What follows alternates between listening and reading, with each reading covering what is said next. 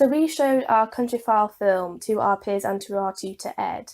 And Ed really liked the first few shots of the B-roll, and he really liked the shot when Amy's coming down the alleyway. I'm really happy about that, but it's a shame that we weren't able to get some more B-roll, because Ed did say that it would have improved it a bit more if we were able to get lots and lots of more B-roll, because Countryfile uses a lot of B-roll, and it is a shame because we weren't able to go out and get some more because it was too light and it wouldn't match up with the rest of the B-roll. So it's a shame that we couldn't go out and get some more. Ed said that he really liked the voiceover that we did because it sounds different to the actual sounds of the interview and stuff like that. So I'm really happy about that. For the interview and for the voiceovers, we used the Zoom again because it's quite reliable and easy to use. And with the interview, there were car noises in the background, but we tried to do our best with it. A lot of people picked up the issue of sound quite a lot. Ed thought that we used lapel mics, but we just used the Zoom. So that's why it sounds a bit more distant, because Amy's trying to hide it from the camera. But maybe it would have looked a bit better if she put it up a bit more. Still out of sight, but a bit more up maybe, so then we could hear him a bit more.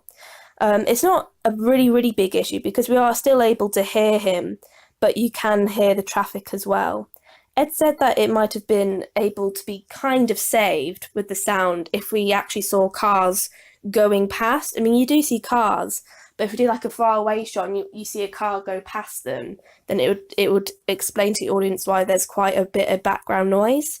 Because in Countryfile there are of course background noise and stuff like that, so that's why they're able to get away with it, because they kind of use footage of what's causing that noise as well, so it makes sense.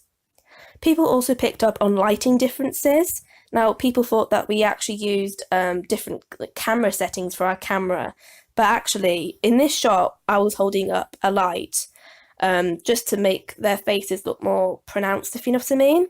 But in an over the shoulder shot with Amy, we didn't use a light on that for some reason. I'm not too sure why, but people thought it was a camera setting difference when it wasn't.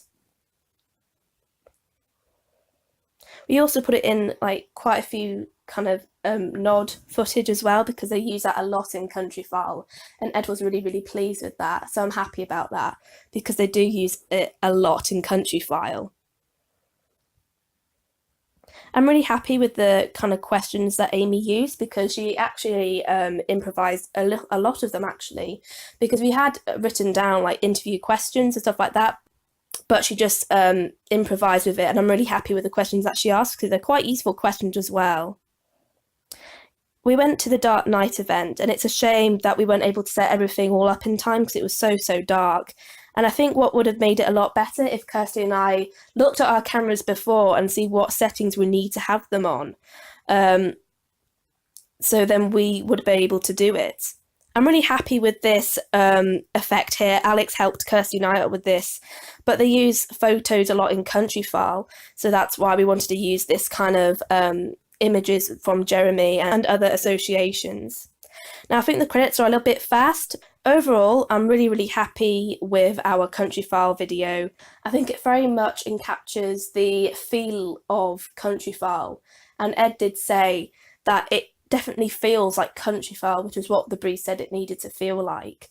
So I'm really happy about that. There's something about it that is very much like Countryfile, like with the presenters and stuff like that, really, and the kind of shots we're able to get, and the music as well. He said the music was really, really good, so I'm really happy about that.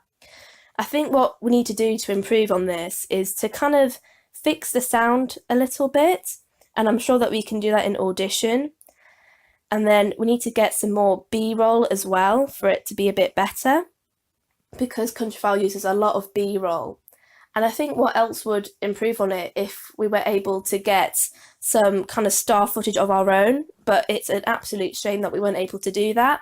And like I said earlier, I think if Kirsty and I looked at the cameras before and researched what setting it needs to be on when you're trying to like shoot in the dark, then it would have been a lot easier to do, and we would have been able to film a lot more Dark Night event, but we weren't able to work out anything on our cameras because we didn't know what to do or anything.